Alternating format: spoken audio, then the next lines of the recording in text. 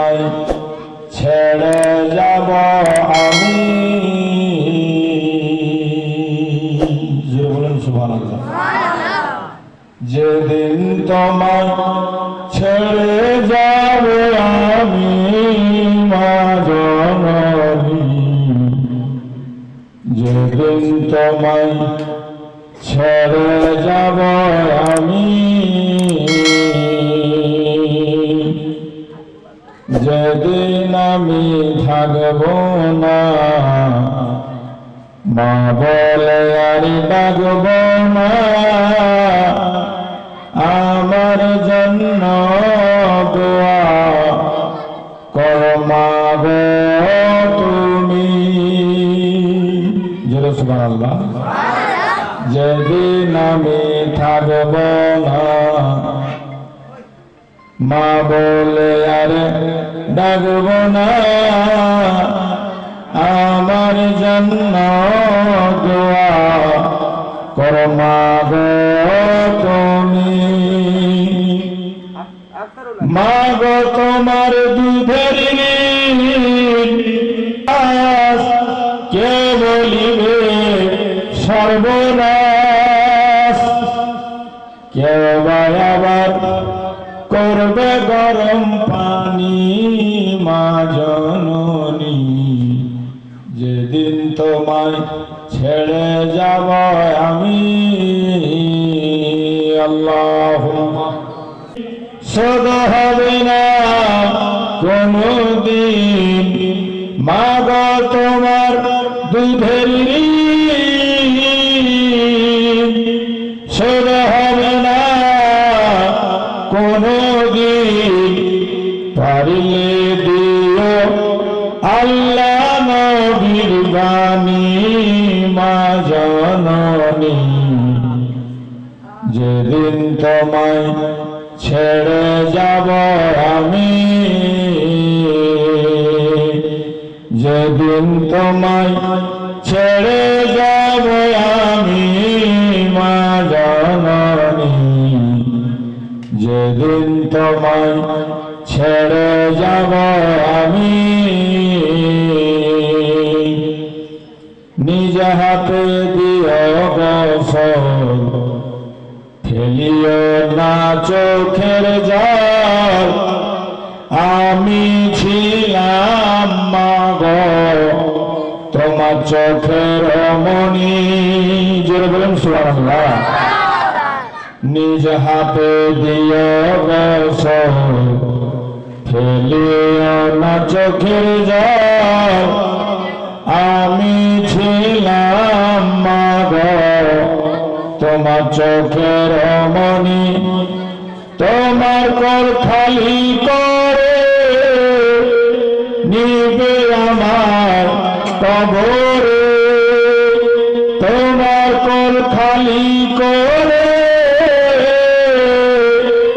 নিবে আমার কবরে, পাইলে দিও আল্লাহ নবীর বাণী মা জননী, যেদিন তোমায় ছেড়ে যাব আমি। রে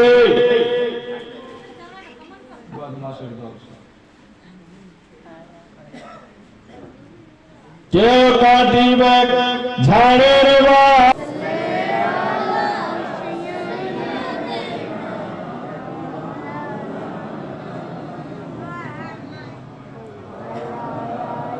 আল্লাহ পাক যে কথা কয় ইমানদার তোরা আল্লাহকে ভয় কর, ভয় করার মতো টুপিওয়ালা মেলায় আছে, দাড়িওয়ালা মেলায় আছে, মৌলভিও মেলায় আছে, জুব্বা পাগড়ি মেলায় আছে, কিন্তু সত্যিকারী কে যে আল্লাহকে ভয় করে আল্লাহ ভয় করে। কারণ যে ব্যক্তি আল্লাহকে ভয় করবে সে হারাম দানা খাবে না, যে ব্যক্তি আল্লাহকে ভয় করবে সে অন্যায় কাজে যাবে না, যে ব্যক্তি আল্লাহকে ভয় করবে সে মসজিদ মাদ্রাসার পয়সা হজম করবে না। যে ব্যক্তি আল্লাহকে ভয় করবে সমাজের পয়সা মেরে খাবে না। যে ব্যক্তি আল্লাহকে ভয় করবে কাউরির মেরে খাবে না। যে ব্যক্তি আল্লাহকে ভয় করবে সে নামাজ ছেড়ে থাকবে না। যে ব্যক্তি আল্লাহকে ভয় করবে সে রমজান মাসের রোজা ছাড়বে না। যে ব্যক্তি আল্লাহকে ভয় করবে সে যাকাত দিতে ভুলবে না।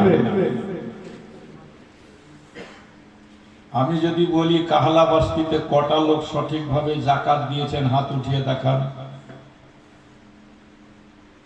তাহলে হজ তো মানে কেউ করলিছে। আর আজকাল যাদের উপর হজ ফরজ ওরা হজ ছেড়া সস্তা পেয়ে খালি উমরাতে দৌড়েছে। হ্যাঁ, হজ ফরজ ফরজ না ছেড়ে উমরাতে দৌড়েছে সস্তা পেয়া ৮০,০০০ ৭৫,০০০ ফ্যাশন হয়ে গেছে মানুষের এখন উমরা করা, কিন্তু ওর উপরে অ্যাকচুয়ালি হজ ফরজ হয়ে আছে।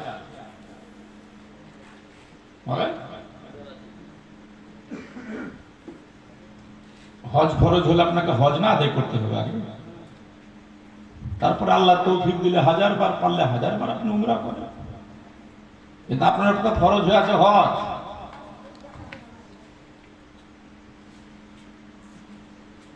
আর হজ করার আগে ফরজ হয়েছে যাকাত। কি ফরজ হয়েছে? যেটা বলেন কি?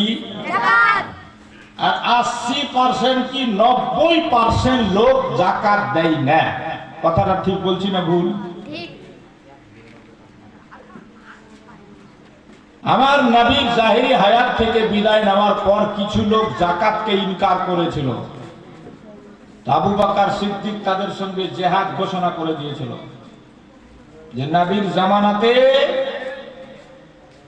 যারা একটা উটের রশি যাকাত দিয়েছে আজকে যদি ইনকার করে তা আমি তাদের সঙ্গে জিহাদ ঘোষণা করছি। আল্লাহর রহমতে ৩০ বছর হয়ে গেল আমার জালসা জীবনী করা, পশ্চিম বাংলার কোনো কোনা বাদ নেই, ঝাড়খণ্ড, বিহার, এমনকি বাংলাদেশও গেছি ৩ বার। গতবার বোম্বাইও গেছিলাম ৪টা প্রোগ্রাম, আল্লাহ নিয়ে গেছে। আমি যে খুব বড় বক্তা তা নয়, এটা আল্লাহ পাকের মেহেরবানি। আল্লাহ যেখানে যার রুজি রুটি রেখেছে সেখানে ঠিক তাকে পৌঁছিয়ে গেছে। তো বেশিরভাগ জায়গাতে যখন এই প্রশ্নটা আমি করি যে সঠিকভাবে কারা কারা যাকাত দিয়েছেন হাত উঠিয়ে দেখান, তো হাতই উঠে না। মসজিদের ইমাম সাহেবের উপরে যাকাত ফরজ, যাকাত দেয় না, তাহলে ওই ইমামের পিছনে নামাজ পড়ে আপনারও কোনো লাভ হয় না। শুনেলেন? বক্তার উপরে যাকাত ফরজ, ও যাকাত দেয় না, ও বক্তার বক্তব্য শুনে আপনার কোনো উপকার হবে না। পীর সাহেবের উপরে যাকাত ফরজ, পীর সাহেব যাকাত দেয় না, ওর কাছে মুরিদ হয়ে আপনার লাভ হবে। ফরজকে যে তরক করে ওর কাছে মুরিদ হয়ে লাভ হবে? পীর সাহেবের উপরে নামাজ ফরজ নেই, নামাজই পড়ে না, ওর কাছে মুরিদ হয়ে লাভ হবে? যাকাত ফরজ হয়েছে, যাকাত দেয় না, ওর কাছে মুরিদ হয়ে লাভ হবে? আজ মুসলমান খুব পিছিয়ে আছে এই ব্যাপারে। উলামায়ে কেরামের কাছে বসে বছরের শেষে পারলে রমজান মাসে, সে তো যে কোনো মাসেই আপনি যাকাত দিতে পারেন, তবে রমজান মাসে দিলে বেশি সওয়াব। হিসাব কষে আলিম ওলামার পরামর্শ নিয়ে কটা লোক যাকাত দিয়েছেন আমাকে বলেন না। কাহলাওয়াসিতে কাহুরির উপরে যাকাত ফরজ, ৯৯% লোকের উপরে বর্তমানে যাকাত ফরজ। ৯৯% বর্তমান যুগে। লাখ লাখ টাকা আপনি জমা রেখেছেন, বিজনেসে লাগিয়ে রেখেছেন, বিজনেসের জন্য জমি কিনে রেখেছেন, সোনার চাঁদিতে বাড়ি ভরে রেখেছেন, যাকাত দিচ্ছেন না। যাকাত পুরুষের উপরেও ফরজ হয়, যাকাত মহিলার উপরেও ফরজ হয়। আমার নবীর জামানায় একটা মেয়ে সোনার বালা পড়ে রাসূলুল্লাহর সামনে এসেছে, বলে ইয়া রাসূলুল্লাহ, আমার কি এই সোনার বালাগুলোর যাকাত দিতে হবে?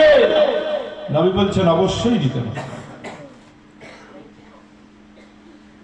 আমি তো আমাদের হুজুরকে দেখেছি, আগে বাপ বেটা পান খেতেন, তো পানের একটা ডিব্বা থাকতো সাথে, ডিব্বা। তো বোম্বাইয়ের একজন হুজুরকে একটা চাঁদির ডিব্বা দিয়েছিল, চাঁদির ডিব্বা, প্রায় হাফ কিলো না 250 গ্রাম ওজন। तो हुजूर बोलছেন, बाबू देखो ये डिब्बा, ये भी एक मुसीबत है, हर साल हमको इसकी जाकात देना पड़ता है। पाনের ডিব্বাটারও জাকাত দিতে হচ্ছিল। হুজুর দিতেন। তো আমরা এগুলো জিনিস বুঝারও চেষ্টা করি না, আলিম ওলামার সঙ্গে পরামর্শও করি না, যে যেমন পাচ্ছি তেমনি করে জীবন কাটাচ্ছি। মরে গেলে না বুঝতে পারবে না। আরে খাবার যেটা খাই সেটাও হারাম না হালাল এটা দেখার দরকার নাই, যে যেটা পারছে খাচ্ছে। মরলে না বুঝতে পারবে। আর তাতে আমরা খাঁটি মুমিন, খাঁটি জান্নাতি, একদম দুনিয়াতে সবই কিছু ডাঙ্কা পিটে দিচ্ছি, জান্নাতের সার্টিফিকেট পর্যন্ত বাঁটছি। হ্যাঁ, আমরা পীর ধরেছি তো আমরা জান্নাতি। এটা 100 বার রাসূলুল্লাহ বলেছেন, মান ক্বালা লা ইলাহা ইল্লাল্লাহ ফাদাখালাল জান্নাহ। অন্তর থেকে যারা কলমা পড়েছে, নবীকে মেনেছে, আল্লাহকে এক বলে বিশ্বাস করেছে, আখিরাতকে বিশ্বাস করে, তারা মুমিন, তারা তো একদিন যাবে জান্নাতে, এতে কোনো সন্দেহ নেই। কিন্তু যে আমলগুলো আমার উপরে আপনার উপরে বর্তায় সেগুলো ছেড়ে আর আপনি ডাঙ্কা পিটে বেড়াচ্ছেন যে আমি জান্নাতি, আমরা জান্নাতি, আমরা জান্নাতি, এটা 100 বার। আহলে সুন্নাত ওয়াল জামাত হচ্ছে জান্নাতি দল, এতে কোনো সন্দেহ নেই। তা বলে এটা নয় যে আমরা নামাজ পড়বো না, রোজা রাখবো না, যাকাত দিব না, আর আমরা সব একদম জান্নাতি। নবীর শাফাতে একদিন জান্নাতে আমরা যাব, এটা 100 বার। তবে তার আগে আমার উপরে, আপনার উপরে যে নামাজ ফরজ হয়েছে, আমি আপনি জেনে শুনে নামাজ কাজা করে বসে থাকবো, তার যে সাজা, এই সাজাটা নিতে পারবেন তো? রমজান মাসের রোজা